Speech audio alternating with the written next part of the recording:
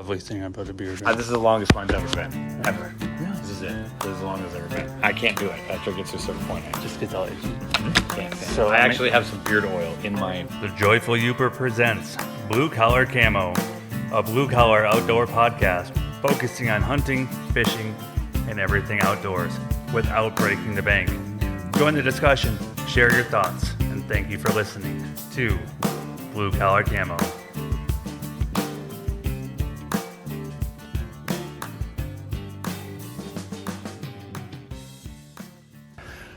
Thanks for watching. Thanks for listening. Blue Collar Camo, brought to you by the Joyful Youper. Now, I am here with Seth Waters from Dark Waters Fly Shop in Iron River. Seth, thank you so much for being on the podcast. Will you, real quick, just introduce yourself, introduce your business, plug away as much as you want. Okay. Dark Waters Fly Shop and Guide Service. We specialize in fly fishing the western upper peninsula. So we do that for cold water species only. We do periodically target warm water fish, smallmouth, muskies, pike, different things. But my passion, I guess when I say we, I shouldn't speak for, when I say we, I mean myself and Dylan, who's the other guide that works for the shop here. He helps me out with a lot of stuff. He does like to target warm water species, so I should differentiate that. But as the owner, I like to fly, as we say, both pinkies high, meaning like we're stuck up, right? Only fly fishing for cold water trout. And I do that because, one, it's the tip of the pyramid for me, and my passion for fishing is to fly fish for cold water species. And so I just like to flaunt it. I respect most other kinds of fishing. We'll talk about that later. Yeah, for sure, right? But yeah, man. And so we have been established, I think 2018, 2017. I'd have to look at the books and see what it was. But I had been fishing enough around here that I had figured some things out. I'd fallen in love with fly fishing. And so I started getting guys that were asking me if I would guide them. So I got licensed and insured to do that. And then I had a weird thing take place where I wound up with this. I wound up with like half a fly shop and in my possession, and I was like, you know what, I'm gonna open a fly shop. And so that's kind of how it started. So we do everything from single day guided trips, and actually I should start before that. We help people establish their own DIY trips, which is very special, because some people, they want to come to a fly shop, but they're like, I don't want to ask where to go, but not book a trip. What I really appreciate is when somebody says, hey, I want to come to your area and I want to fish, or I just moved to this area and I want to fish. Can you point me in the right direction? Okay. That's the perfect question to ask, because then it's not like I'm being drilled for like where I spots, guide, right. Or there's not this element of encroachment as much as this element of sharing. And then everything becomes open. So we help people establish their own DIY trips that may not be able to afford a guided trip, or they just want to do it themselves. There's a lot of people that they just don't want to get a guide because they want discovery is what's fun for them. That's what I like. And there are other people that don't have the time and effort to put into scouting rivers and doing all the things that it's required to be successful fishing. They're good fishermen, but when they go to an area they don't know, they hire a guide. And that's kind of how they roll. So we do help people do DIY trips. We will do single day guided trips.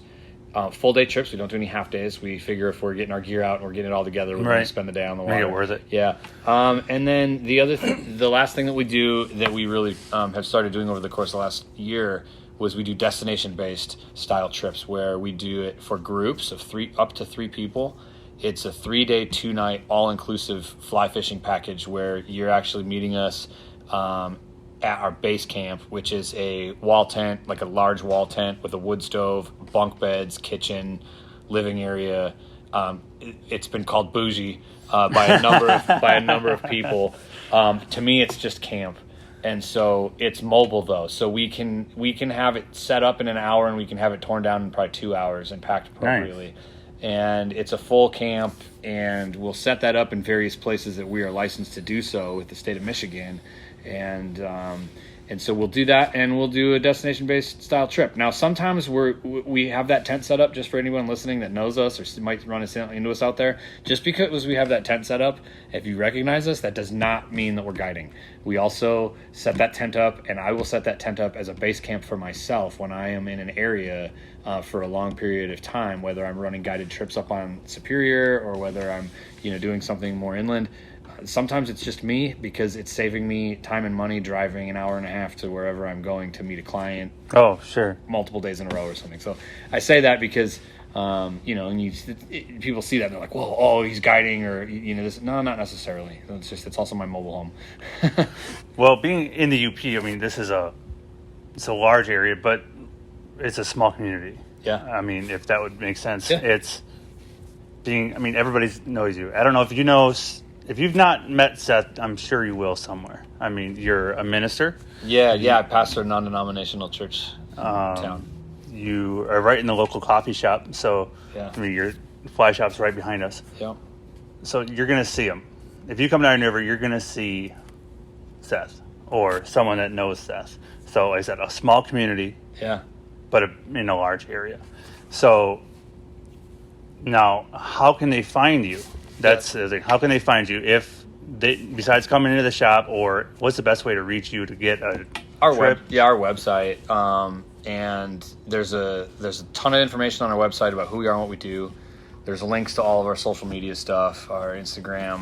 I dabble in film a little bit. Okay. And we have a YouTube channel. It's got close to 100 videos up there. Nice. Of films that I've done. What's it called? We'll link this below. It's Dark Waters Fly Shop. Just Dark Waters Fly Shop is the YouTube channel. And if you get into YouTube and you just type in fly fishing Upper Peninsula, Michigan, it's going to pop up. Most people that like to watch fishing shows have seen most of our content. Okay. So if you're a person that's online and you're looking up fly fishing, our videos pop up with all the rest. So we've done put a lot of hard work into it. I just returned yesterday from a expo that I was at in St. Paul weekend, and Nice. we had a film submit in that, and that's the second year in a row that we won awards for our, congratulations for our films. And yeah, that's kind of cool. I mean, it's a small show, it's not like this perfect, but there's good films in there, and I guess ours have been selected for the last few years, so it's kind of fun to feel like you try to do something and you're kind of doing it as a hobby, but you kind of want to do it better, but you're kind of nervous because you don't want to put yourself out there. And then that organization just kind of brought us in and was like, "Hey, we really like your films. We want to show them, and we're going to give you some awards for them." I was like, "Oh, that's cool." That gives you a little bit now of I can validation. say I am and an stuff. award-winning filmmaker. Oh, There you go. Well, no, say it, man. That's awesome. It's funny. So, at our website, so darkwatersflyshop.com, there's a link on there. If you're interested in a trip, you can book a trip. It's very simple to fill the form out. It just asks you the date you want to go, the target species that you're gonna try to get, and then there's a box that does have to be checked. It says, "I agree that me and my accompanying party are able to navigate and traverse a wilderness terrain or rough terrain in a wilderness setting," because the stuff that we do up here is above average in difficulty. Sure. And there's a lot of people that want to go. And we hate to, we're not discriminating in any way, but we do say you have to be relatively athletic. And that means different things to different people. I have old men and women that come up that are in their 70s and still bird hunt, and they're running through the woods with dogs, doing stuff, Sure. and very active. But then there's also 40-year-old individuals that, when we start walking down the hill, they're like, "Wait, we got to walk back up this," and it's a lot. We're running through rivers, boulder-strewn rivers, fast water, down inside gorges and river valleys. So it's not something to just think, "Oh, I'll just try this." We need to have we will have conversations about just physical abilities. Sure. So all that, you check a box, say, "Hey, I can navigate rough terrain," and that sends me an email with your information, and I just give you a direct phone call. Okay. You'll see a 906 area code pop up, and it'll say, "Hey, this is Seth from Dark Waters Fly Shop. I just got an email. Somebody's interested in a trip," and then the conversation starts, and we discuss what they want. I discuss what I can deliver. And I tell people we'll get into this in a little bit too. I tell them I guide trips that I like. And if you like what I like, we're going to have an awesome day.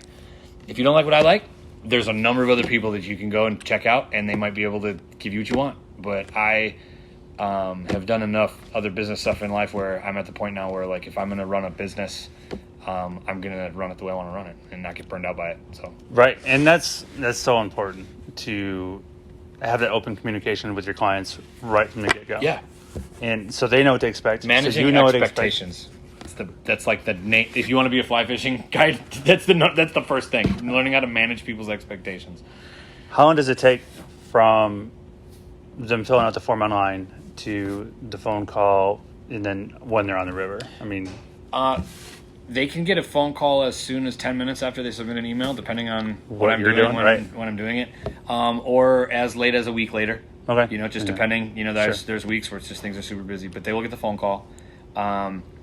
And then based on what they want. So somebody will tell me, hey, I want to book a trip for 2025. It's, what is it, March of 2024 right now. Right. I get that. So people Sure. will say, hey, I can't come this year, but I want to come next year. Let's put a date down. We do that. So they put Okay. there's a deposit they got to put down to hold the date, but everything else is pretty simple. We Nice. direct communication, and we do have another guide that works at the shop, Dylan, and he's awesome.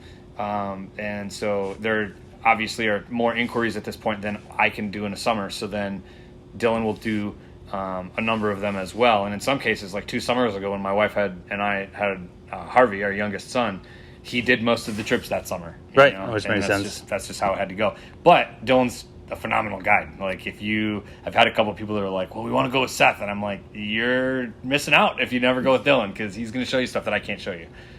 Well, you're adding variety. Yeah. So if you've already booked with Seth, book again with Dylan. Yeah, there you go. Yeah, Come he back. fishes different rivers than I fish. Like, it's a very different experience. It's cool. That is awesome. All right. So, like I said, referencing the questions here, I noticed your sign over here. It says your steps of fishing. And the last step was exaggerate, which... Was it a sign down there somewhere? It was like over in our shop? Yeah, it was in the shop funny. over there. It was no peeing off the boat, exaggerate something else. Oh, So and you maybe just always exaggerate your fish size? Yeah. Or something? So let's Okay. go with fish stories right away. What is your best or worst fishing story, either personally or with a client, that you can tell without naming names if you do it? That's great. No. So the first thing so with a friend or with a client? Yep, it's up to you. Okay. Your best or your worst. Yeah, okay, so this just got awesome. Because the reason why I say it is because I have so many memories, like fond memories with guests on the water. Like, you bond with people when things are going right. And even when things are going wrong, there's just an element where... And I don't think that it's necessarily... I could not say that, every fly fisherman is like this. Mm-hmm. No, they're all different. But my experiences with them, man, they've changed the way they've changed my life. Like, the people that we guide, they've changed who I am in a good way. It's been really sweet. I've met a lot of really cool people. So, giving that disclaimer, I'm going to tell a personal story. Okay. With one of my best friends that I fish with, Jeff, and I wrote about this in a blog once that's on our website. I told the full story, and I'll kind of ad-lib it here, and there won't be any exaggeration. All right. So we go mousing, which is this very unique style of fly fishing. It's a niche within a niche within a niche. So fly fishing is a niche, right? Mm-hmm. Well, mousing is using large terrestrial mouse patterns. I have a bunch of them over there. And you put them on the end of your fly line, and it's in the middle of the night. It's in the absolute middle of the night. And what we do is we wade upstream in water that is slow enough to have like frogs and mice around, typically like high banks, meadows areas. Sure. Right? And you'll get when you can. So you can't use a headlamp because it'll spook the fish. All right. You can't, you have to know the river you're on. You're waiting at night, at dark. Sometimes we won't even leave until 10 o'clock at night. So it's pitch black, and you're casting upstream, and you're slapping that thing down on the water, and then you're letting it float back to you, and you're popping it every once in a while. And what happens is the biggest fish that are in the river typically are the ones that are feeding on those types of meals at night. And so you'll come away with like huge fish, and it's Really? Oh yeah, like, and anybody that's listening to the podcast, fly fishing, like they're gonna go mousing. Oh yeah, we do mousing. So, so I was mousing one night, and I don't mouse a whole lot recently. I haven't recently, but this is 3-4 years ago, and my best friend Jeff, and the first time I met him, he was introduced to me as a fellow fly fisherman, and this was like a long time ago. I was barely fly fishing. I'd only been fly fishing for like 3 or 4 years. And he was like, "So you fly fish, huh?" Like, he sat down next to me at this banquet and like didn't make eye contact with me. He was just like this dodgy fisherman. He's just like, "Oh, you fly fish, huh?" And I'm like, yeah, I fly fish." And he's like, "You ever mouse for big trout at night?" And I was like, "What's that?" And he's like, "You don't fly fish." It just like shut me down. And so I said, I laughed. I got into it with him when we started mousing. He started showing me how to mouse. We started catching fish. So I was down in his region where he lived. He lived far away from me, and so I was down where he was. And I was like, "Hey, let's go mouse. I want to go mouse this river." And he's like, "Nah, you're not gonna. I don't want to mouse that river. I want to mouse this other river." And I'm like, "Dude, I'm gonna go mouse this river. If you're not coming, that's fine, but I'm going there." So he's like, "All right, whatever." So he met me there, and that night we each caught 15 fish, and they all ranged between 16 and like 23 inches. Dang. And they were all trout, all brown trout. And one of the fish, though, that he hooked, there was a bridge that went over right where we were. So we waded upstream, and then there was this cross street or whatever, and there was a bridge that went over, and there were some culverts. And I was like, "Dude, throw that mouse pattern like up into those culverts. Like, I bet you there's something sitting at the tail end of the culvert waiting for food to come through." Mm-hmm. And he threw it up in there, and he popped it, and it was just like gloop in the water, and then all of a sudden you just hear this like at the end of the chute, and he sets into this fish, and the fish is like flopping. So at this point, you can turn on your headlamp because the fish is hooked. So we turn on our headlamps, and we're just like, "Oh my gosh!" Like, we're losing our minds. There's this fish, this giant fish. I'm like, "It's not going to fit in my net," And then next thing we know, we hear this in the background, and we look up and we see headlights, and we're always, fly fishermen are like super dodgy about letting their bots out, right? So like, but what's funny is, without making eye contact, without saying anything to each other, and with no hand signals, we each just went click. Our headlamps were off. We were down crouching in the water below the headlights, and he's fighting this fish, and it's just like the fish is still hooked. The fish is still hooked, and he's just like trying to make no noise. and then like, by the time we knew that the car wasn't going to be able to see our headlamps in the rearview mirror, we turned our headlamps back on, and we landed the fish, and it was like the biggest fish of the night. It was this huge buck, and it was crazy. That was probably one of my favorite nights, just because of that experience. Like, with a friend, we didn't even have to communicate, and like, those were the things that were happening. It was super cool. And then the caveat to that is, I took another extremely close friend of mine, Corey Dachev, actually, from Caspian here. I took him to that river a year later, and I gave him the spot, and I said, "Hey, I need you to cast up here. There's a huge fish up here. I want you to catch this fish." And he did, and he got like 6 casts in. He's just like, "Dude, I can't make that cast. It's too dark. I can't do this." And I said, "Yes, you can, and you will."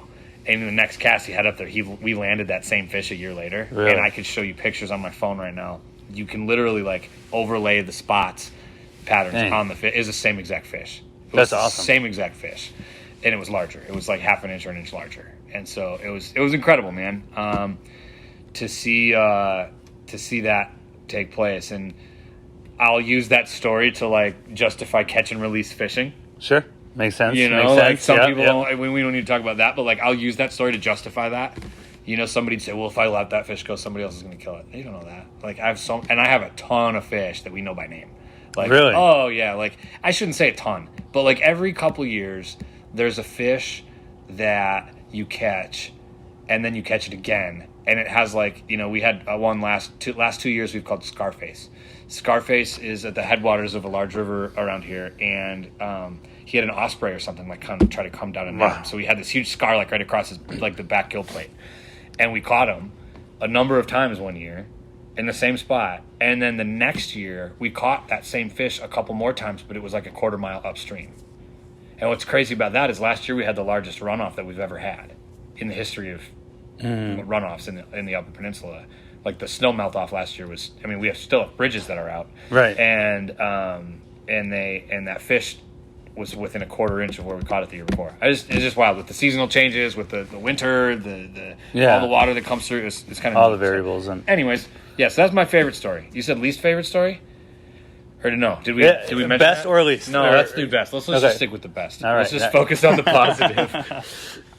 No, that's awesome. And what? Okay, so all right, so I'm gonna do this because you alluded to this. Yeah, already. great. What's your opinion on hook and line? I know we kind of catch and release, and it says on your bio, this is what you're doing, catch and release. Yep. Now that's a typical for fly fishing. Semi-typical. Yeah, it depends. There are fly fishermen that keep fish and eat fish and all that. And but hook and line. What do you think? I mean. Yeah. So the difference, how I described hook and line to someone versus fly fishing, I was like, so you got a geo tracker and a Ferrari. I mean, it's like you're talking about the equipment, even from the equipment and beyond, right? So I'll have a good hunting analogy for you then. I think you'll probably replace the geo and the Ferrari with this. We consider fly fishing the bow hunting of fishing. Okay. So like your hook and line is gun hunting. Okay. Your hook and line is your like 3-06 with a Scope huge scope. Yeah. And the guy that's fly fishing is making his own recurve.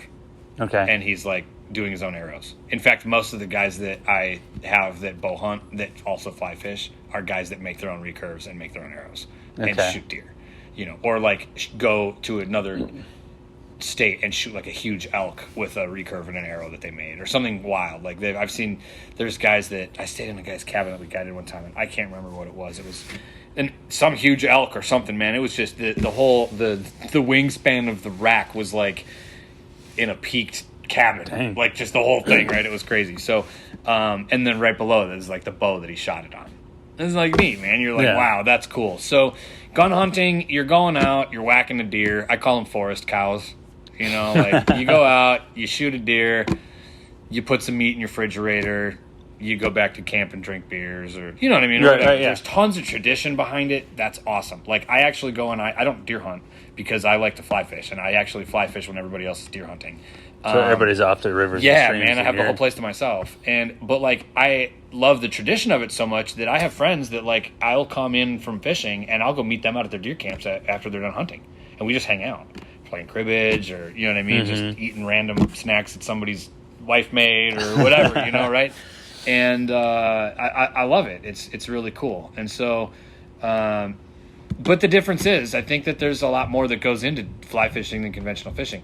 Doesn't mean that it's more complicated on the fish side of things. Fish are going to do the same thing. They're going to eat and there's going to be days when they're going to eat a worm instead of a fly, and there's going to be a day when they eat a rapala instead of a streamer, and there's going to be a day where you can put that's what made me fly fish, man, is I sat in the river that runs right through the middle of our town with worms and with every kind of gear and thing I could think of to catch fish that were feeding, and there's nothing you can do, man, short of throwing a stick of dynamite in there. There's nothing you're going to do to get those fish. As soon as I learned how to fly fish, dude, I can go in there and I can pick all those fish off one at a time. Really? Yeah. And especially like the native brook trout that we have up here, they eat everything and they eat anything, right? So they're fun to catch. But the dry fly scene, there's just your fly has to be tied right. Like I have a hatch chart of our county. Like I have to know entomology. Like I have to know the different life cycles of various insects to know, and I have to be able to watch a trout's patterns in the water to be able to recognize which bug and which life cycle that bug is in. Sure, you match your hatch. And I can tell that by the way the fish is behaving, what he's eating, and whether it's an emerger or a dry fly or a nymph, right? I can tell what that fish is eating, and then if I know the bug, if match it. If it's a brown drake, okay, I think it's a Femora simulans, I think, is the genus name of that fly. If those fish are down below and there's no feeding going on and there's a deep run, I'm going to throw a nymph through the bottom of it to see if they pick it up. If there's if there's splashy rises or big V's going through the water, they're eating emergers. So that's on when that bug's coming up, right, and getting ready to hatch, or any other kind of mayfly. Right. The brown drakes, I think, actually, yeah. So, anyways, as all that happens, but then obviously if they're taking them from the surface, But if you don't have the right type of bug in the right size, right, and color in the right stage of its life in front of that fish, there's a good chance it's not going to eat. You can still get lucky, but like but when you do all of that and then you catch a fish, like you're getting into its mind. Right? Yeah, you're literally like getting into its head, and you're figuring out, and that's what deer hunters do that are bow. Like, I'm not saying that there's no gun hunters that do that. I know that there are, but bow hunters, like, they're forced into that. They have to do that because they have to get close enough to the deer that it doesn't know they're there. Makes shoot sense. it with a bow. Like, that's the whole idea, right? And the same thing with the fly fishing. Like, you have to be able to put a presentation down. There's fish that we target that if the first cast you make is not the right cast, that fish is you come back tomorrow. Really? Oh yeah. There's fish that I've caught with friends that, like, we went out 4 days in a row to try to catch that fish, and it took us 4 days, and we finally caught it. Dang. Stay in the same spot, would rise every time at the same place. Like, those are the things that, like, if I was just cruising down a river with a spinner, you know, or if I was just sitting under a bridge soaking a worm, not thinking about that stuff, I might never see those occurrences, and I see those occurrences every time I'm on the river. You know, so it's kind of fun. Like, when you really get into it, you're like, oh, this is another world. So that's why guys at bow hunt are so into bow hunting. Remember Brad Zima? That worked at WIKB? Yeah. Super into bow hunting, man. The dude Right. He could be in the woods and he could see a rub and he could tell you how big the deer was. I don't know, whatever. But, like, just knew all that stuff. And I forgot about Brad. yeah, anyways. So, what was the question? Your opinion on hook and line? Yeah, I think that it serves a purpose. It's efficient, but it would take an inordinate amount of effort on the part of the angler to be able to be aware of and appreciate all of the things that fly fishermen have to be keyed into in order to be successful. Right? Like, So we're forced into it. There's a lot more to it. Yeah, so, like, there's days, man, like, if I'm fishing by myself and it's midsummer and I know that there's a spot, like, I know places all around the UP where, like, I can go, and if it's this week of this month, I'm going to take these flies, I'm going to go to this river, and these are the size and the type of fish that are going to be rising. And I have to sneak in through the tall grass, like, on my hands and knees, and I'm, like, picking my head up to see if they're there, and it's like, oh, man, they're there. All right, sweet. All right, cool. Let's get this bug. Get the camera out, you know, whatever. Yeah. You, like, kind of get a cast. You wait till that fish starts feeding. There's times we see fish in the river, and they're feeding, or they're not feeding. They're just sitting there. And we sit on the bank, and we wait for them to start feeding. It might be 2 hours, but you could just sit there and watch them. And then all of a sudden they start feeding on the surface, and you're like, all right, you try. And then somebody puts one in and puts them down. It spooks the fish or something. It's like, oh, we just did all that. No fish. We appreciate it. Like, you tip your hat to the fish, you know? Like, they win that day. Yeah, man. Yeah. And it's just, that's kind of how it is. And if I'm going fishing, and I'm just like, I gotta catch a fish because I gotta eat, or I spent all this money coming out here, I better be able to get dinner. It's like, dude, go to the fish fry, man. Like, it's better, you know. Now, learning after fly fishing, Yeah. after you know how to fly fish, you're the guy. You got the shop. Do you Yeah. ever do the hook and line yourself? No. Okay, so there was a weekend like 2 years ago where I took like a couple casts with a spinning rod, and all my buddies like picked up their phones and were like taking pictures of me, just to be able to say that they saw me do it. But other than that, no, Not really. No. Okay. But I don't want to sound like I'm bashing hook and line fishing at all, because I think there's a little bit of challenge in it too, because there's some people that call it ego. Like there's a huge scene of people that all fly fishermen. Like I joked about my pinkies being stuck up in the air. I do that because I'm going along with the stereotype of fly fishing, and because there's a little bit of me that, because I know how to fly fish, and because I know there's a whole bunch of people out there that don't know how to fly fish that knock fly fishing, I'm gonna rub it in. Sure. I'm gonna be and the challenge, but it also becomes challenging, right? So like, I'll go with guys that spin fish. I'll fly fish with guys that are spin fishing. Like, I have friends that do it. I'll fly fish alongside them, right? They're friends of mine. Those people. I'm just kidding.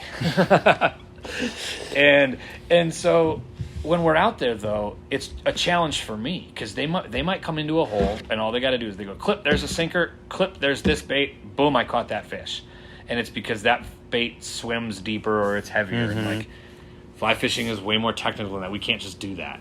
So I might have to bring an extra reel with a different type of line on it, so that when you're catching walleyes at 35 feet of water off the bottom, like dragging like a tube jig down along the bottom and smashing a big walleye, I can put a streamer on, I can put a sculpin pattern on, and I can put a full sink line on, and I can bomb a cast out there, and I can count to 5 Mississippi and like start just working that thing in along the bottom. And I've pulled 28-inch walleyes off the bottom of our local lakes with a fly rod. So I've caught lake trout in 70 feet of water in Lake Superior with a fly rod, like really? off the bottom. Okay. You know, like with a full sink line. Just dump a full line out the deal, and it like goes down to the bottom, and I'm stripping it in, and my line's so deep that every time I strip in, the tip of my rod goes straight down, you know, but then all of a sudden thump, like, oh, there's a lake trout. Like, we caught a lake trout. That was cool, you know, and stuff like that. So it's a challenge to be able to accomplish what hook and line anglers do with a fly rod. So there's like always a challenge in front of you, like muskie fishing. Like, it's a huge scene right now for people that are fly fishing for muskies. Like, it's taking the world by storm, you know, whatever. So did your camera just die? No? I'm not sure. We'll just check that out real quick. I don't think so, but we'll check it out because that's what we do. Come on. Still good. Cool. All right. All right. So I want to reference an article that you had personally sent me, and this is from Courtline Company. The article is "You've Been Warned," and this is going to speak to your journey into the fly fishing world. So it says you came off of a music production background. Yeah. Now we had spoke before. Now you're a musician. Like, are you still playing drums? I that stuff doesn't really leave you ever. I mean, when you were in it as long as I was, but there's a guitar in the back. There's a guitar back there. Yeah. So, but you were in music production, and it said, I like this quote. It says, "I only had one last rung on the ladder to go before I hit rock bottom. I went from a burnout musician to a trout bum, and then when I burned out on the music, I took the one thing that I had effortlessly enjoyed and turned it into a job, being a trout bum." Okay, and it says, "I make sure to conduct myself in a way that will promote longevity and not burnout." So obviously you've learned a lesson, like a life lesson there, right? Yeah. But talk about that journey a little bit from being in your words, a burnout musician to trout bum to owning a fly shop. The punchline to being in the music industry is, you know, you did it right when you wind up in a substance abuse treatment program. So I did, and I really messed up my life, and so I went through the program. It was a faith-based program. That's what brought me up here, got me involved in ministry.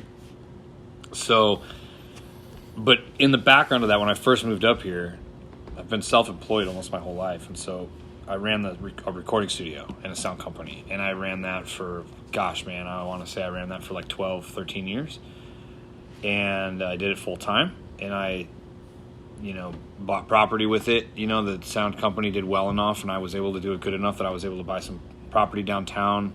I had a commercial recording studio built inside this building, actually. There's a lot of remodels that have happened here, but where we're sitting now used to be a control room, a professionally tuned control room. This was divided up in between a live room and isolation rooms. And so I worked remotely for people outside of the states, outside of Michigan, all over the states. And I also worked with local groups. So, and I did music production. So I wrote and recorded some of my own music, but I mostly did other people's music. So I would produce albums for people. They'd come in. I would either play all the accompaniment instruments to songs that they had written. I would remotely work with other people around the country. So I did that for a long time. But what happened, man, was I started dealing with a lot of people that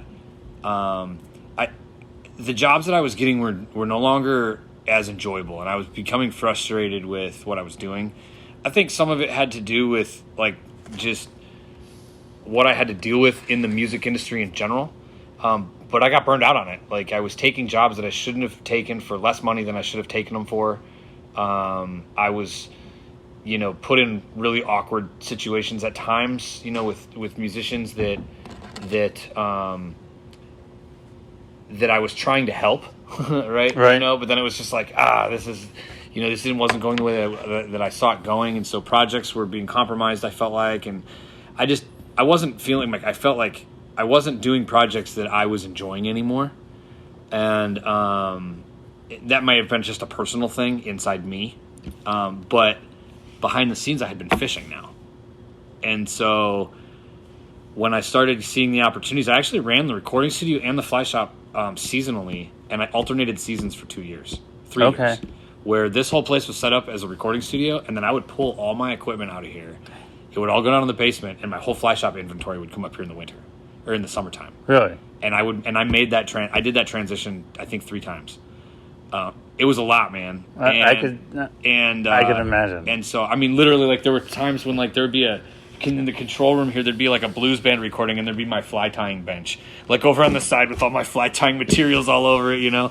And the guys are like looking at my flies while like the other guys in there recording or something, and so it's that element was cool, right? But I just got to the point where I had been doing the music thing for so long that it really wasn't fun for me anymore. And I'll be honest, like I still help at our church with music when they need it, and I enjoy that, but I don't play music anymore on my own. I don't write music anymore. I have just recently started listening to music again after like 5 years of just not listening to music. Okay. I wouldn't say 5 years, but like probably 4 solid years of not listening to music.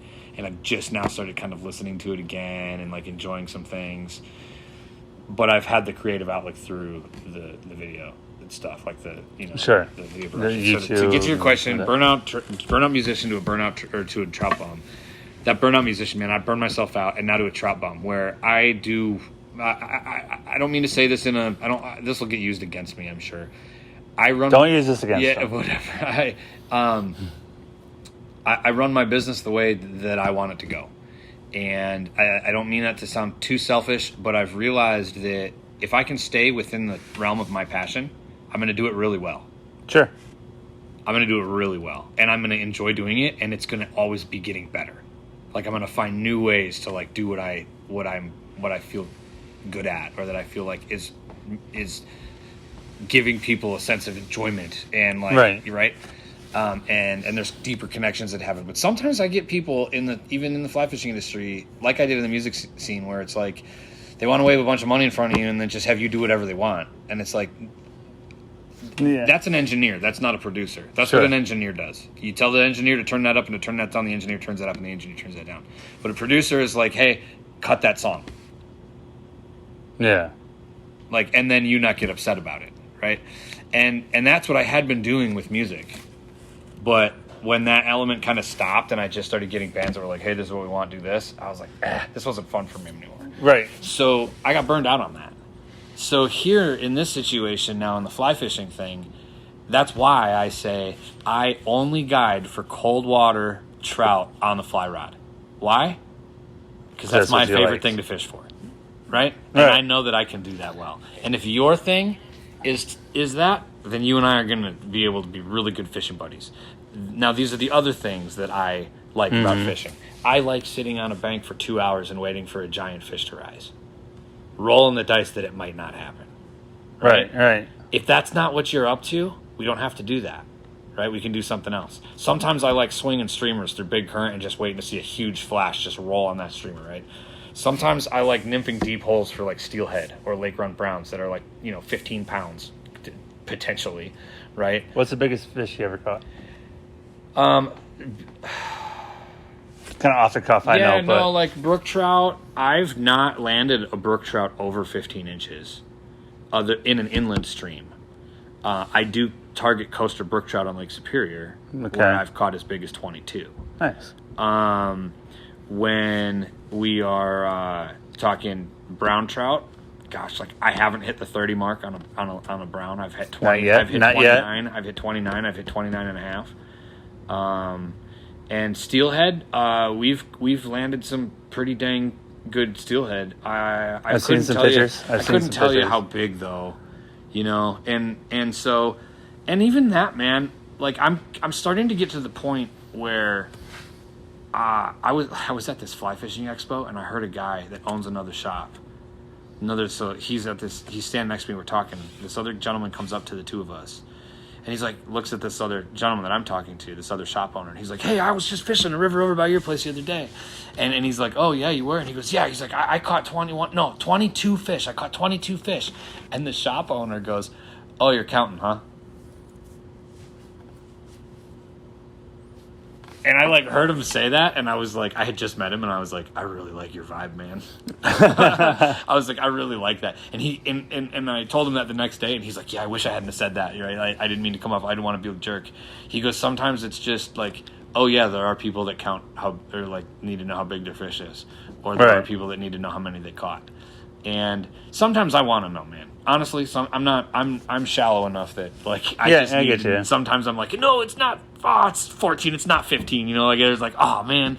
But the other side of the coin is just like, no, dude. Any fish is a great fish, especially up here. Like these are wild fish. Like they're not stocking many of these rivers up here. Like the steelhead, yeah, they stock steelhead, but like the browns and the brook trout, they're not just dumping tons of browns and brook trout into our rivers. And I love that. Like some of the rivers that we fish, they haven't stocked in decades, and it's really cool to be able to go back and to keep hunting a native strain of fish, right? And in the brook trout, the browns aren't native, but sustainably wild fish. Mm-hmm. It's really cool, man. Like, there's not a lot of places you can do that in the United States anymore. Like, if you get outside of the UP, really, if you get into Wisconsin, oh my gosh, some of the most fantastic places to fish are all stocked fish. I mean, to have wild reproducing, that's a very that's not as we take it for granted up here. Like if you're local to this area, I didn't even know that. Yeah, that was man. thing, like if you started narrowing down areas of the country, like one of the plugs that I put out for my shop is that I hold the UP up against any other region in the United States to hold the most rivers and miles of river for native, naturally reproducing brook trout. Against anything else in the United States, any other state, anywhere else, Alaska, Montana, Wyoming, Colorado, like any of those places, for native brook trout. The only other ones that can combat, I believe, are places like Pennsylvania and Maine and New York and like some of those northeastern states. But that's hard to say because the population densities are so high in those areas that most of those rivers have been overrun, and if they still maintain a native strain, they've probably been stocked at some point. Sure. Right? It's just so it's a lot more technical. We're here. All right, you ready for some statistics? Upper Peninsula, Michigan's 10.5 million acres. 8.5 of 10.5 million acres is national forest. That doesn't account for another million plus of commercial forestry that's also public. And I haven't even mentioned state parks, county land or city land or any like designated wilderness areas or other public land. So of 10.5 million acres, you have like 98% of it is public, and it has the largest density of natural reproducing brook trout streams, most of which are native, than anywhere else in the country. And then when you add the fact that the Upper Peninsula is 30% of Michigan's landmass, and it's either 0.3 or 3% of its population. Right. Okay, so I know Iron County is like 11 people per square mile. Yeah, man. And so it's just staggering. It's absolutely, and you have mountains.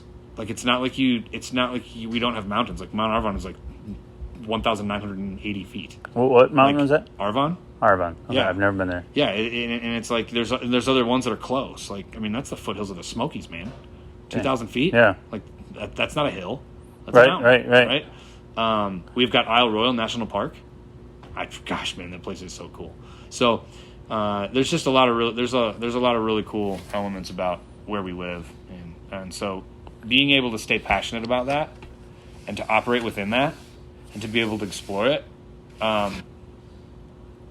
there's still things that can bum me out in the midst of it.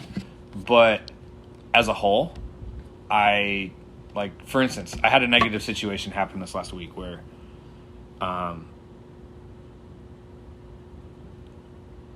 had to field some conservation issues locally where there was just a problem being presented, and it was really frustrating. I couldn't do a whole lot about it, and I'm being extremely vague because I just don't want to. No, I get it. So, really bummed me out. Just really bummed me out. I had a negative situation that revolves directly around the shop. Just really bummed me out, and I was getting frustrated. It was outside of my control, so I realized like I couldn't do anything about it. I still wanted to think on it. I still wanted to stew about it. I still wanted to be upset about it. I wanted to talk about it. I did talk about it with some of my friends. But today I realized when I was on the river with a guy that I met at the expo this last week that asked me if I would guide him today. And I told him, yeah, I'll guide you. But then I realized the temperatures were going to be like, we were going to get a blizzard, and it was like 37 degrees. And I was like, man, this is going to suck. And so I called him right away, and I said, hey, I'm looking at temps. I don't know if this is going to work, but if you can, just come and hang out in the shop with me on Tuesday when I get down there at 10. We'll have a coffee. We'll just let you poke around the fly shop. We'll talk about the area. And we'll look at the weather. And we'll see what happens. And maybe we go out for a couple hours in the afternoon and just see what happens. And he's like, okay. And we got in here. And I talked him into going. But I told him, I'm like, hey, this isn't a guided trip. I'm not guiding you. You're not paying me. Like, that's not what I'm doing. I said, I'm literally, whether you're going to come with me or not, I'm going out to just kind of poke around on these rivers to see what I find. If you want to come with me, man, come on with me. I said, we're doing a guided trip another time. Like, you just come in and we'll set that up later. And we had a great day, man. Caught a couple fish. He came back. You heard him when he left. Yeah. He's like, I'm still running on endorphins. You know, all the endorphins are still running. And the guy, I don't even know if he landed a fish. He had like 3 on. But he just had a blast. Handed me $200 when he left. I'm like, dude, this is not part of the thing. He's like, nah, man, here you go. I really appreciate it. He's coming back to do another guided trip, and he's going to buy a rod. And, like, that's what I like. Right? Mm-hmm. It's just like low expectations, great reward, man. Like, and I don't mean that like you set it low because you're just like, oh, this is gonna stink. I wasn't gonna take his money knowing that it was probably gonna be poor and he wasn't gonna land any fish. He didn't even land any fish. I landed like a 10-inch brook trout and I got a couple pulls, and that was pretty much it. And it was cold, man. It was cold. Right. And it was snowing so hard that I was trying to show him how to do certain casts in the river, and we couldn't see past, like, the end of our rod because of the snow. So I was like, you see my fly over there? And he's like, no, I can't see your fly over there. I'm like, yeah, neither can I. So, anyways, it was just, like, it was super cool. And when he comes back, I'm going to do everything I can possibly do in the regular season to put him on, like, the biggest fish that I can find. Right. Or the coolest experience that I can show him. The coolest spots. It's really cool. It was just super cool. And, like, that's how I want to run my business. And so when I have other people that come to me and want me to do guided trips for them, if they're not the kind of people that I can just be like, hey, man, let's have a cup of coffee. Let's see what's going on. And then all of a sudden we're, like, hammering fish on the river. Like, then it becomes work. Yeah. And it should be. It should be professional. There are people that I guide every day that I don't have the same kind of interests with. Or it's not like that. It's like we got to be besties. It's just... There's an element of like camaraderie or like respect or whatever that goes on, because there's some people that are just like, here, I need this many this fish and I want to do this, and then it's like, hey, we're not counting, man. Like, we're going out there, we're gonna forge some, mushrooms, or we're gonna pick some ramps and have a backwoods lunch with half wild food that we picked on the way out here, and maybe shoot a grouse, in the fall. And maybe we'll camp, and everything's gonna have something to do with fly fishing for trout. It's all gonna revolve around fly fishing for trout, and that's what we like to do. And so I like doing that. Dylan likes doing that. We work with the Ottawa National Forest. Dylan's licensed with the Ottawa National Forest, and I've both licensed with the state. And different things like that. Sure. So it's just. It's cool. It's really cool. There's a lot of really sweet things out. Yeah. So, without giving away your spots, and you had mentioned this in the article. Yeah. The rule of 300. Right Here it is. The best. I read that and I'm like, that applies to. So I can't own that quote. That's not my quote. That's my friend Jeff's quote. I did see that you attributed that to him. Yeah. But it applies for deer hunting. Yeah. So the rule of 300 is anywhere a 300-pound individual can get is no good fishing. I'll just let that sink in. Anywhere a 300-pound individual can get is no good fishing. Now, That is a joke. I have clients on a regular basis that are like, it's going to be the rule of 350 today, man. And they get back there and we do it, and I've had some of my best fun, man. If I had to think of all of the situations that we've had, it's just awesome.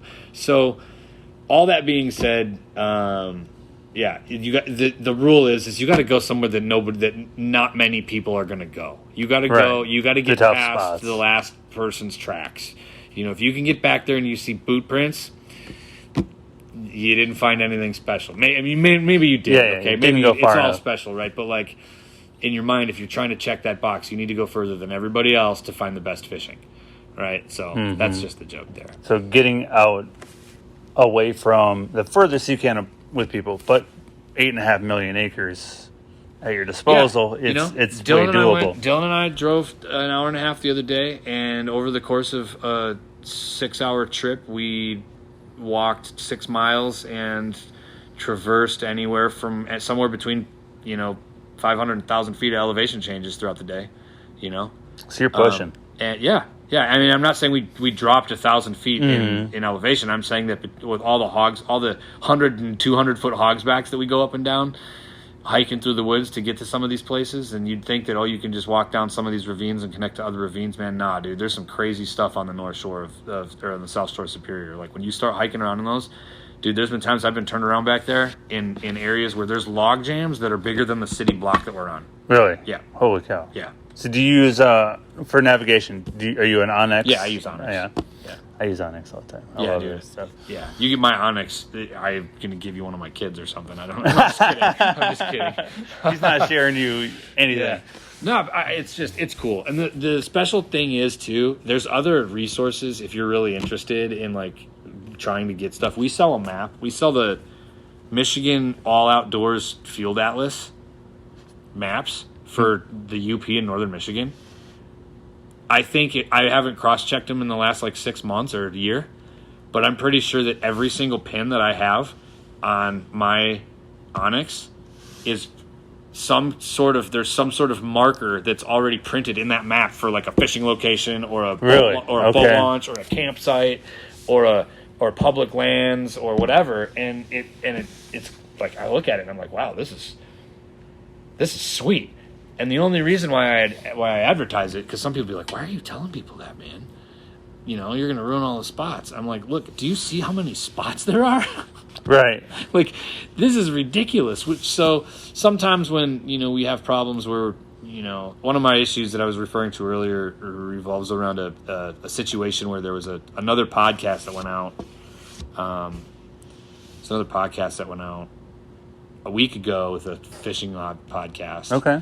And it was another person that was talking about one of our local rivers here and gave out a lot of really bad information and like was talking about like 24-inch brook trout and 32-inch brown trout, like in these inland parts around here. And it was being promoted in a way like, yeah, you should come here and fish this because it's just you're gonna catch 24-inch brook trout and 32-inch brown trout. And I'm like, that was a bummer for me, man. One, because the individual that did that is not from around here, and that the river that we're talking about is within 15 minutes of this shop.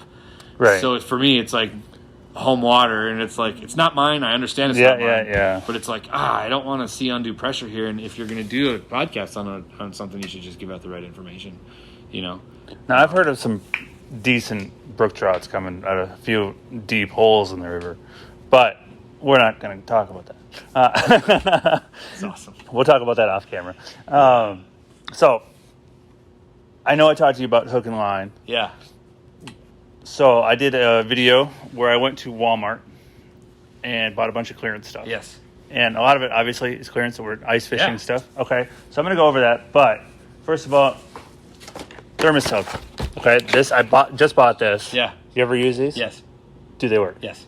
You like them? Yes. I got this on clearance at Tractor Supply. They're sort of bulky at times, but in the right circumstances, they are totally worth it. If you're going to be sitting in a single location, tall grass, low wind, that kind of thing where you're just like getting bombarded and there's like clouds of mosquitoes.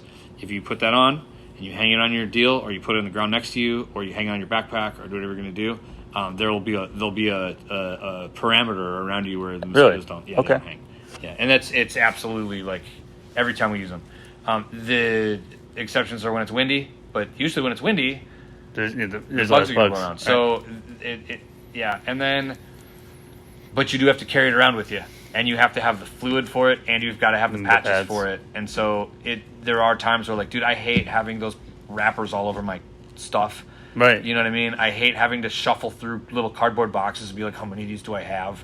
And it's just like, in my, all that kind of stuff. It's like, man, I wish that we could do a little bit better job when it comes to that kind of stuff. What happens to the pads? I don't know that chemical burns off, how good it is for anything, but stuff like that. But other than that, does it work? Absolutely does. I've breathed in so much of that stuff. If it was going to kill you, I would have died already. All right, so we're going to get to the Walmart bag. Are you ready? Yeah. All right. So we have our panfish essential kit. Yep. You have to for like $2, jigs, $3. Weights, bobbers. There's a bobber stop, cork bobber. You could call that one an indicator. That's great.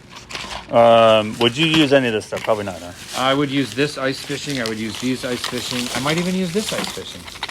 Okay. Yeah. Do you ice fish? No. A lot? No. Okay. All right. So, would you use any of this stuff for fly fishing? I do ice fish once in a while. Yeah. For fly fishing, no. No. Okay. Nope. So these potentially, because these little cork bobbers. In the fly fishing world, we have this is the whole thing, man. Pinkies up, right? Right. It's an indicator. That's it's called an indicator. It's not a bobber. It's an indicator, so, right? Yeah. So these are bobbers, but these would work on a fly rod because that would be really easy to pin and move around. It'd be cool. Okay. And stay on. But yeah, bobbers, not indicators. Right. 8-pound mono. That's what that is. Solar. It was like $3. Oh, that's like no, I wouldn't use that. Unless I would 8-pound. No, it's green. It's like a micro line, which is cool, but being bright green like that, I probably wouldn't use it. And then obviously, we wouldn't use these. Sure. No, I get you. Like I said, clearance stuff. Okay, and then last but not least, the clearance fly rod. Yeah, that's great, man. That's a good rod. I mean, for what you paid for, what did you pay? Like $25.50. Okay, so do you know what you're looking at when you read the stuff up here? I have absolutely no idea other than the length, 9 foot. Okay, so it's a 9 foot, and then it's a 9/10 weight fly fishing outfit. So we look at rod numbers. I do think of them in different different calibers. Okay, nice. So your 9/10 weight is going to be like your 50 cal beret. Okay. Wow. All right. Barrett. Yeah. You're gonna. These are for the big musky, big whatever. Pike and musky. Okay. And you'd have to be talking really big pike, but this is a musky rod. Sure. When you're and that's looking because at it, of the. It's so stiff. Heavy. Okay. It's so stiff, and so without getting into the physics of fly fishing too much, your line is got a grain weight. Mm-hmm. And in the grains of the fly line, the grains are distributed into tapers. Sure. Okay, so like the weight of the fly line is distributed into tapers. The back 3/4 is typically like a running line. And then the front half, you get into a forward taper. It turns into a thicker of a bulged head, and then it'll taper off. And there's all different kinds of tapers. They all don't happen in that order. But the different tapers are desirable for different applications. Okay. So, like a Orvis bank shot line, I think it's bank shot, or like the Cortland, actually, and I sell a ton of Cortland stuff. They have a high-end line of stuff, too. I can even show you here in a little bit. In fact, if you look at all those green deals on there, that's all Cortland. All that tippet that's up in that top part of there, those bright green spools, that's Cortland. I've got a stack of like $300 Cortland Euro nymphing rods. When we do all of our steelhead fishing, all of our lake run brown fishing, we're using the Cortland Competition Nymph Series fly rods. So... same company. This is just their Walmart brand, right? Okay. And a lot of people actually see Cortland and they're like, "Oh, it's a budget brand," and I'm rocking some of their high-end stuff, and it's really good. So, in fact, the article that you quoted was directly, it was written for Cortland. So, you can see this. It says trout, salmon, steelhead, and bass. Unless you're catching like peacock bass down, south of here, that's not going to happen. If you were taking this... Would you take this mousing? No. No. Okay. No. Obviously, I'm not. And salmon and steelhead, a 9/10 weight, that's still a lot. Yeah. Like, that's still a lot. So I'm sorry, Cortland, but your labels, I would relabel those a little bit, maybe. I don't know. Anyways, so this is good for heavy fish. So the line is weighted, and then the rod is also going to compensate so that the weight of that line, that it can flex to the weight of that line, and then because you're using the flex of the rod when you're casting to weight that line, and then when you go forward, you time it. You're loading that rod, and you know your rod's flex enough to go, and you're snapping that forward. That rod's shooting all that line forward and throwing your fly, and that's how that works. So if you don't have your line, the same line weight to your rod weight, you can encounter problems where you're like, why can't I get this thing to work? Sure. It could be because your line and rod are mismatched, or something like that. It could just be because you need some casting lessons or should go on a guided trip or something. I don't know. Well, there you go. You can help you out with that, right? I mean, so I bought a bunch of old fishing reels or fishing poles with reels from a rummage sale. Yeah. A couple of them fly rods. Okay. I'm gonna bring them in here. I'm gonna see your opinion on this, just because they're just. I think I got them for like $2. Yeah. If they're like the octagon, like bamboo ones, yes, they're probably not worth anything. But you never know. But I mean, to use, could you use them still, or they're not? So bamboo rods are not desirable for most fly fishermen because they're brittle. No, well they can be brittle, but it's just a different. There's not as much. I suppose if a bamboo enthusiast hears me say this, they're not going to like me. But like, I don't feel like there's It's much more difficult because the rods are heavier. Sure. They feel different. They respond differently, and graphite does a much better job of transferring the energy. That makes sense. If you want to just go like scientifically, like the graphite rods are designed from the ground up with the chemicals that they use to transfer that energy as efficiently as possible. Hold on one second. I'll tell you what, this thing. All right, we're going to not start this over, but we're going to continue this.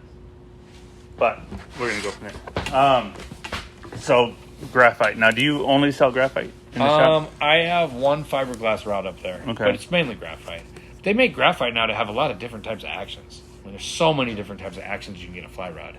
So, for a beginning fly fisherman, or somebody wanting just to get into it, I'm sure you have something in the shop. Oh yeah, we have combo rigs. We've got entry level rods. We don't have anything quite like this where it's going to be like $25.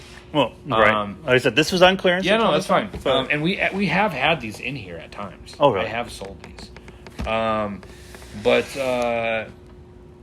for a starter kit, there's kind of if you're going to get into fly fishing, we want you to take it serious.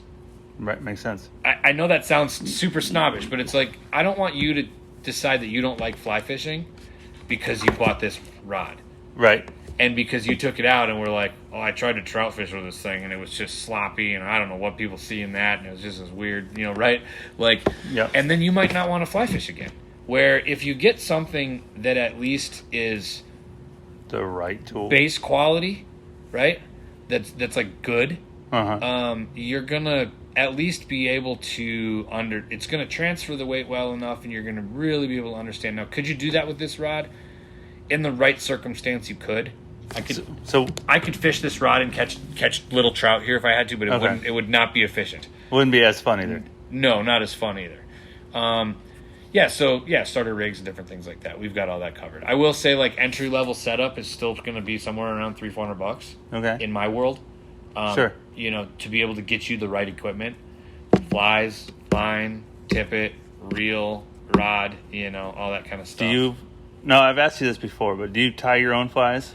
I can, and I have, but not recently. Okay. And it's because we're selling so many flies. Honestly, dude, I've got there's probably 5,000 flies over there. So yeah, I've seen the stack. Yeah, so there's there's no way that I'm going to tie all those and fish and pastor a church. Right. Well, it becomes a time and efficiency thing. Yep. Right? But that is the scene, and I don't sell a lot of fly tying materials in here at this point because there's only like one or two guys right now that ever come in and are interested in tying, and it doesn't justify me dropping the couple $1,000s it would take to put a good fly tying inventory. I mean, easily. No, yeah. That would give me the most base fly tying inventory that exists is a couple $1,000. Really? Yeah, it's meticulous, and it's because there's so many different materials.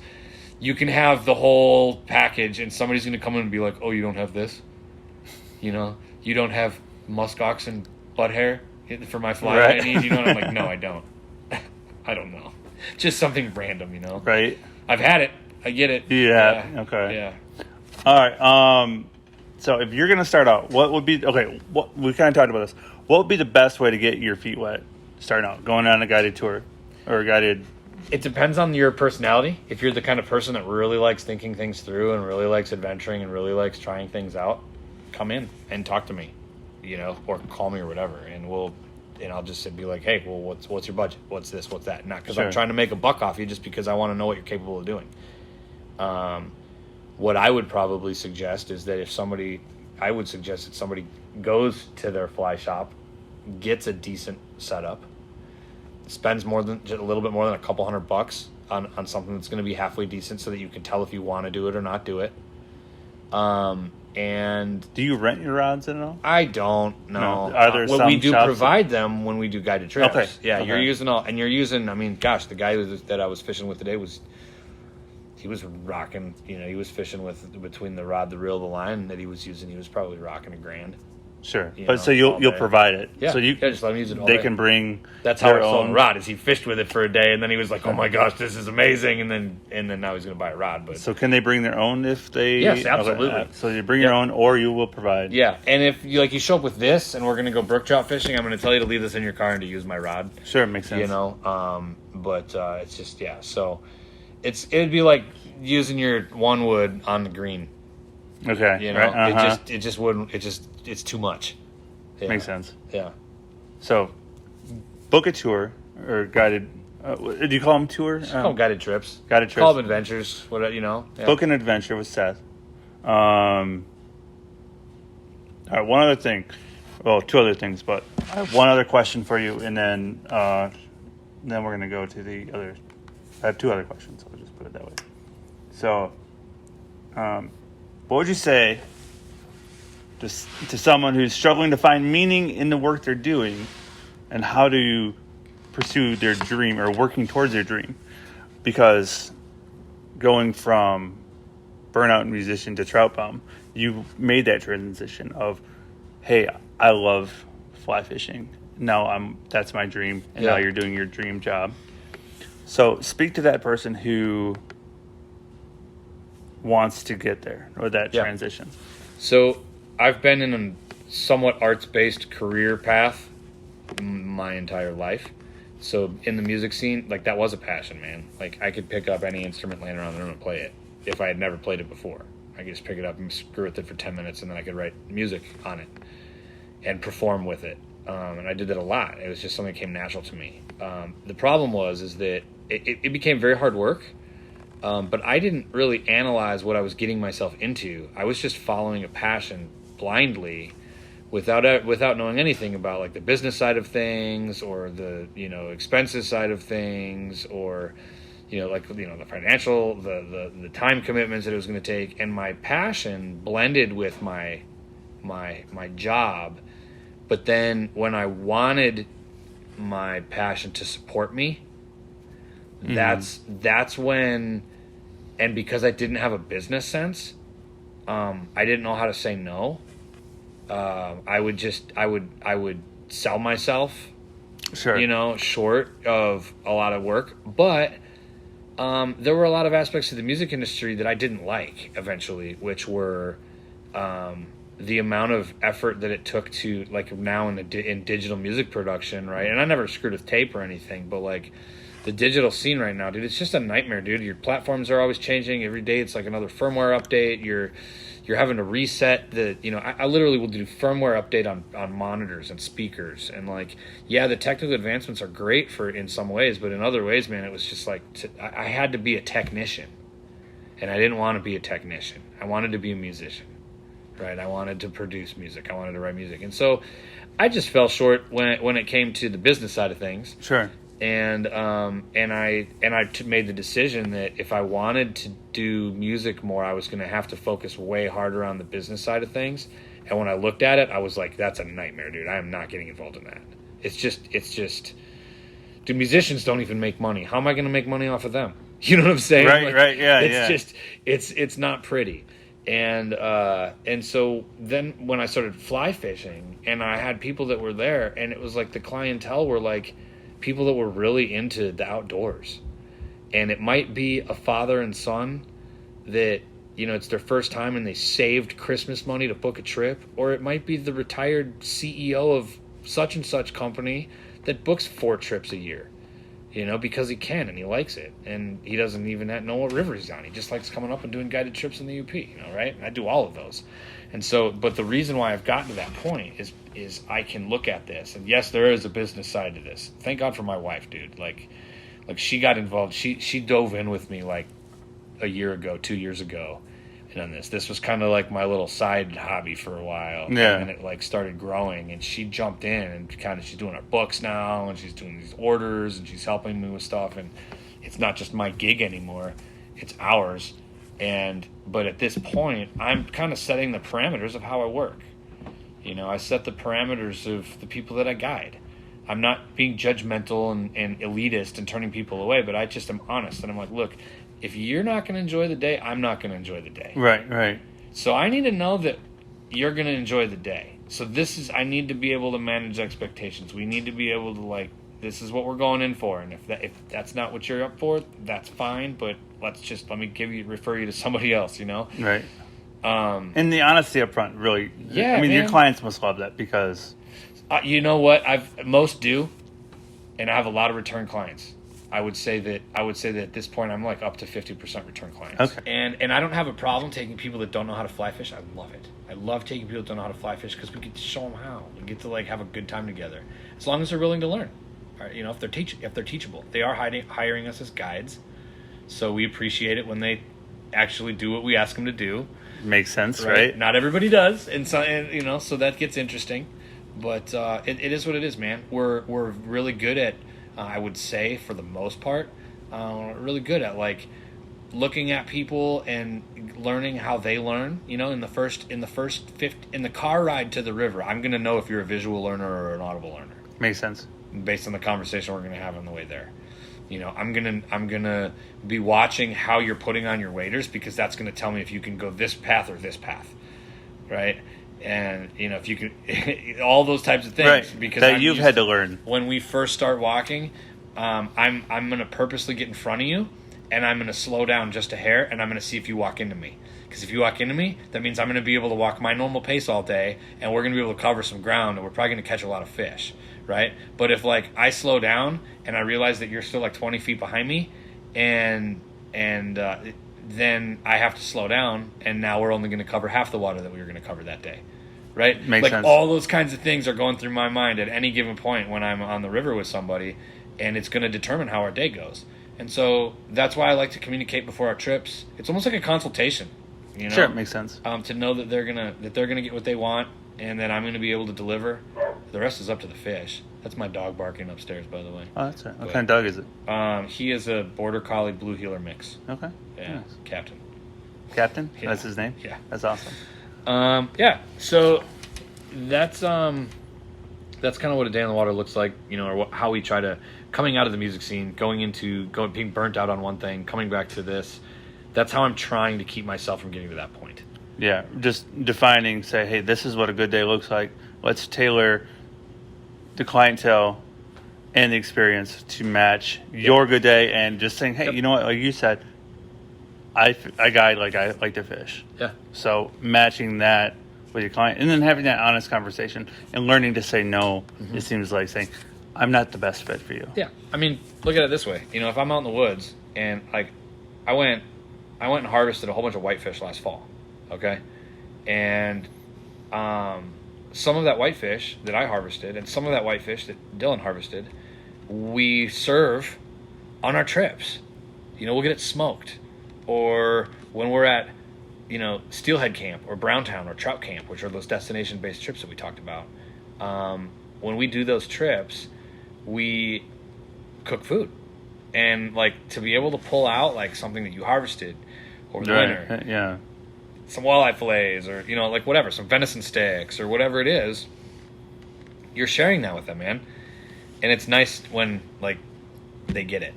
Sure. And it's like it's they appreciate it, you know. And so now you do multi-day trips, single-day trips. I asked this before. Do you do like a fly casting class? Something you may do in the future? I used to do it in the wintertime. I did it 2 years where I do like a winter class where I would just do like an intro to fly fishing. Sure. I may do that next year if there's some interest for it. What I may do is I may do the class, but like kind of put together a package. So like you got to buy into the class. Like maybe you got to drop a couple $100, but you're going to get this out of it, and then you're going to learn how to use. Like, you know, if I can get it, sure. If I can get it low enough that it's worth it enough where I can give them like a setup. Oh yeah, they that'd be can nice. get some of their own stuff, but at that point, you know, it might be. Yeah, we'll see what happens. You can toss that around. New ideas. Yeah, man, all the time, dude. And then it's about time, right? Right. Yeah, for sure. All right. Final question: is there anything that we can do? Like I said, we're a big area, but a small community, us Upers, but in especially our town. Yeah. I mean, we both live in the same town. I live like a mile from here. Yeah. Is that the reach of the podcast primarily? I mean, it's online, but I mean, you get a lot of local. It depends. Okay. It all depends on what it is. Yeah. So I got people like North Carolina. Yeah. I have people in New York. Yeah. It just all depends. I got it in such a variety of different areas. Like, Sure. I'm on anywhere you can find music: Spotify, iHeartRadio, Amazon, iTunes. Cool. Then I also do it on YouTube as well. So it's such a broad Sweet demographic.